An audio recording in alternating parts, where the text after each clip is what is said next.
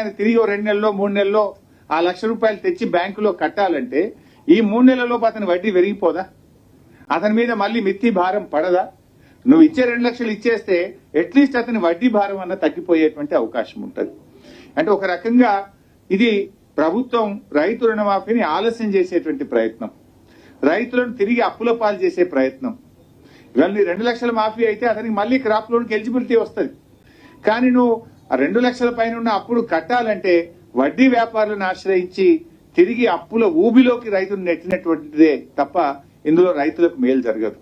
ఇంకోటి ఏంటంటే బ్యాళ్లకి ఈ ప్రభుత్వం వచ్చిన తర్వాత కరువు పరిస్థితులు, మన నల్గొండ, మహబూబ్ నగర్, ఖమ్మం జిల్లాలో కృష్ణా నదిలో నీళ్లు లేక పంటలు లేవు. పోయిన సంవత్సరం పంటలు లేవు. అదేవిధంగా ఉత్తర తెలంగాణలో అకాల వర్షాల వల్ల ఉన్న పంటలన్నీ పోయినాయి. రైతులకు మీరు ఇచ్చేటువంటి ఇన్పుట్ సబ్సిడీ ఇవ్వలేదు ఇప్పటిదాకా. మీరు రైతు భరోసా డబ్బులు ఇవ్వకపోతే పైగా ఇప్పుడు నువ్వు ఈ అప్పు నువ్వు కట్టినాకనే 2 లక్షలు ఇస్తాము అంటే ఇది రైతులకు తీవ్రమైనటువంటి అన్యాయం చేయడం, ఆలస్యం చేయడం, వడ్డీ పెరిగి రైతుల మీద భారం వేయడం తప్ప ఇంకోటి కాదు. ఇటువంటి నిబంధనలన్నీ తొలగించి నేరుగా రైతు ఖాతాలో అతని అప్పు ఎంతనే ఉండని మీరు ఇచ్చిన మాట ప్రకారంగా 2 లక్షల రుణమాఫీ చేయాలని, ఇందులో పెట్టిన 4.11 షరతును తొలగించాలని చెప్పి బీఆర్ఎస్ పార్టీ డిమాండ్ చేస్తా ఉంది. తర్వాత ఇంకో మాట అన్నారు అందులో, ఈ పథకం అంటే 3.2 ఇందులో చూస్తే నిబంధన 3.2లో ఈ పథకం స్వల్పకాలిక పంట రుణాలకు వర్తిస్తుంది. స్వల్పకాలిక పంట రుణాలు ఉదాహరణకు పండ్ల తోటలు ఉంటాయి, మామిడి తోట, బత్తాయి తోట, నిమ్మ తోట. అది స్వల్పకాలికం కాదు కదా, 4 ఏళ్లకు పంట వస్తుంది, 4 ఏళ్ల తర్వాత నీకు క్రాప్ వస్తుంది. మరి నువ్వు బత్తాయి తోట పెట్టినావు నీకు రుణమాఫీ లేదు, నువ్వు మామిడి తోట పెట్టినావు నీకు రుణమాఫీ లేదు, నువ్వు ఆయిల్ పామ్ పెట్టినావు నీకు రుణమాఫీ లేదు, నువ్వు యూకలిప్టస్ పెట్టినావు నీకు రుణమాఫీ లేదు, నువ్వు జామ్ ఆయిల్ పెట్టినావు నీకు రుణమాఫీ లేదు. అంటే ఈ రైతే కదా, రైతు ఏ రకమైన పంట పెట్టిండు అనేది ముఖ్యం కాదు. నువ్వు స్వల్పకాలిక పంట రుణాలకే వర్తిస్తుంది అంటే రాష్ట్రంలో నాకు తెలిసి దాదాపుగా రమారమి హార్టికల్చర్ కింద దీర్ఘకాలిక పంటల కింద 8-10 లక్షల ఎకరాల్లో పంట సాగవుతుంది. అంటే 8-10 లక్షల మందిని నువ్వు ఎగరగొట్టినట్టే కదా. పీఎం కిసాన్ కింద కొందరిని ఎగరగొడతావు, కుటుంబం కింద కొందరిని ఎగరగొడతావు, పండ్ల తోటలు పెడితే కొందరిని ఎగరగొడతావు, ఆధార్ కార్డు లేదని కొందరిని ఎగరగొడతావు, రేషన్ కార్డు లేదని కొందరిని ఎగరగొడతావు. ఇది ఎక్కడి న్యాయం అని నేను అడుగుతా ఉన్నా. అంటే కోతలు తప్ప నిజంగా రైతుకి ఇచ్చే ఉద్దేశం మీలో మాకు కనబడతలేదు. ఇకపోతే రీషెడ్యూల్ చేసుకున్న రైతులకు రుణం వర్తించది అంటాడు. అసలు రీషెడ్యూల్ ఎప్పుడు చేస్తారు, ఎందుకు చేస్తారు రీషెడ్యూల్? తీవ్రమైనటువంటి కరువు పరిస్థితులు ఉన్నప్పుడు, రైతు డిస్ట్రెస్ లో ఉన్నప్పుడు, వరదలు వచ్చి పంట పొలాలన్నీ కొట్టుకుపోయి ఇసుక మేట వేసినప్పుడు, రైతు అప్పు కట్టలేని పరిస్థితుల్లో ఉన్నాడు, రైతు తీవ్రమైనటువంటి కష్టాల్లో ఉన్నాడు, రైతు ఇబ్బందుల్లో ఉన్నప్పుడు ఈ రుణాలు రీషెడ్యూల్ చేయడం జరుగుతుంది. అసలు నిజానికి వాళ్ళు ఇంకా ఎక్కువ కష్టాల్లో ఉన్నటువంటి వాళ్ళు ఇంకా ఎక్కువ ఇబ్బందుల్లో ఉన్నటువంటి వాళ్ళకు రుణమాఫీ లేదనడం ఏంటంటే నాకు అర్థం కాదు. ఇది ఎక్కడి పద్ధతి అండి? అయినా రీషెడ్యూల్ చేయమని రైతు దరఖాస్తు పెట్టిండా? మీరు చేసింది, బ్యాంకులు చేసినాయి, ప్రభుత్వం రీషెడ్యూల్ చేసింది. మీరు చేసిన రీషెడ్యూల్ కు రైతుకు ఎందుకు శిక్ష అని నేను అడుగుతా ఉన్నా. రీషెడ్యూల్ చేయమని రైతుకి దరఖాస్తు పెట్టిండా? రైతు క్రాప్ లోన్ తెచ్చుకున్నాడు. ఆ రైతుకు వచ్చిన కష్టాన్ని చూసి, కరువు పరిస్థితులను చూసి, అకాల వర్షాలను చూసి మీరు రీషెడ్యూల్ చేసినారు. మీరు రీషెడ్యూల్ చేస్తే శిక్ష రైతుకు ఎందుకు? అసలు ఇది ఎవరైనా పెడతారా? అసలు అందరికంటే మోస్ట్ డిజర్వింగ్ రీషెడ్యూల్ చేసుకున్నటువంటి రైతులు, కష్టాల్లో ఉన్నటువంటిది అతను, నష్టపోయినటువంటి వ్యక్తి అతను. ఆ రైతుకు రుణమాఫీ చేయడం అని చెప్పడం అంటే ఇది ఒక రకంగా రైతులకు తీవ్రమైన అన్యాయం చేయడం, రైతుల సంఖ్యను తగ్గించడానికి, రుణమాఫీ డబ్బును తగ్గించడానికి ప్రభుత్వం చేసిన కుట్రగా మేము చూస్తా ఉన్నాం. ఇంకో మాట అన్నారు, ఎవరైనా రైతు బుద్ధిమంతుడు, ఆయన సకాలంలో తీసుకున్న అప్పు కట్టిండి అనుకో, ఆయనకు రుణమాఫీ ఇయ్యమంటున్నారు. కొంతమంది ఏమైందంటే పిల్లలు అమెరికా పోవాలి, బ్యాంకులో లోన్ కావాలని వెళ్తే బ్యాంక్ ఏమంటాడు, నువ్వు 50,000 క్రాప్ లోన్ తీసుకున్నావు, ఆ 50,000 కట్టనే నీ కొత్త బ్యాంక్ లోన్ ఇస్తా, నువ్వు నీ డ్యూ ఉన్నది, నీ లోన్ బ్యాంక్ లో డ్యూ ఉండగా కొత్త లోన్ ఇవ్వను అంటాడు. పాపం ఆ రైతు ఆ డ్యూ కట్టేసింది 50,000, ఇవాళ ఆయనకు రుణమాఫీ రాదంటే ఎట్లా? ఇల్లు కట్టుకోవాల్సి ఉంటది, లేదా ఒక ఆసుపత్రి ఏదైనా అత్యవసరం పడి దవాఖానకు ట్రీట్మెంట్ కోసం డబ్బులు అవసరం ఉంటాయి, బ్యాంకులో ఆయన అప్పు తీసుకోవాలంటే పాత అప్పు క్రాప్ లోన్ తక్కువ ఉంటుంది, 40,000 50,000 కట్టేసి 1,00,000 కట్టేసి ఆయన కొత్తగా అప్పు తెచ్చుకుంటే నువ్వు ఆల్రెడీ క్రాప్ లోన్ కట్టేసినావు కదా, నీకు రుణమాఫీ వర్తించదంటే ఎట్లా?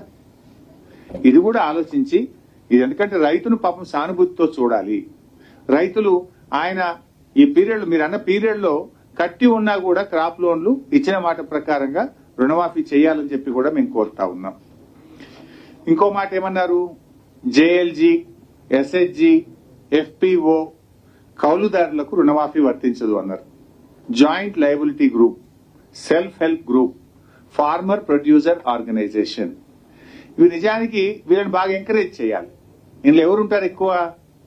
ఇందులో ఉండేటువంటిది 4 గ్రూపుల్లో దళిత రైతులు, గిరిజన రైతులు, బలహీన వర్గానికి చెందినటువంటి రైతులు, చిన్న చిన్న కమతాలు ఉన్నటువంటి రైతులు ఇందులో ఉంటారు. వాళ్ళు ఏం చేస్తారు, అందరూ ఒక గ్రూప్ గా ఏర్పడి వాళ్ళు పంట పండిస్తారు. అసైన్ ల్యాండ్స్ ఉంటాయి ఇందులో. దళిత గిరిజన రైతులు, చిన్న కమతాలు ఉన్న రైతులు ఒక సంఘంగా ఏర్పడి, ఒక గ్రూప్ గా ఏర్పడి వాళ్ళు సాగు చేస్తారు. నిజానికి ప్రభుత్వాలే ఎంకరేజ్ చేసినాయి. రాష్ట్ర కేంద్ర ప్రభుత్వాలే మీరు ఎఫ్పిఓలు ఏర్పాటు చేసుకోండి, మీరు జేఎల్జీలు ఏర్పాటు చేసుకోండి అని వ్యవసాయ శాఖ అధికారులు, రాష్ట్ర కేంద్ర ప్రభుత్వాలే వాళ్ళని గ్రూపులుగా ఏర్పడమని, మీరు ఉమ్మడి వ్యవసాయం చేయండి అని ప్రభుత్వాలే ప్రోత్సహించినాయి. మీరే ప్రోత్సహిస్తారు. మీ మాట విని గౌరవించి వాళ్ళు జేఎల్జీగా ఎఫ్పిఓగా సాగు చేసినందుకు మీకు రుణమాఫీ వర్తించదంటే ఇది మీ మాట విన్నందుకు శిక్షణ? మీ మాట విన్నందుకు మీరు రైతులకు వేసే శిక్ష అని అడుగుతా ఉన్నా నేను. అందులో ఉన్నది దళిత వర్గాలు, గిరిజన వర్గాలు, బలహీన వర్గాల రైతుల పట్ల మీకుండే ప్రేమ ఇది సరి అయిందా అని నేను అడుగుతా ఉన్నా. ఈ నిబంధనను తక్షణమే ఉపసంహరించుకొని వారందరికీ కూడా రుణమాఫీ వర్తింపజేయాలని బీఆర్ఎస్ పార్టీ డిమాండ్ చేస్తా ఉంది. Let me complete. అరే ఏమంటుందా ఉందా ఇలా? మా సునీతమ్మ గారు అంటున్నారు ఉపాధి హామీ కార్డు ఉంటే కూడా ఇవ్వమంటున్నారట. కార్డు లేకపోతే ఇయ్యరా?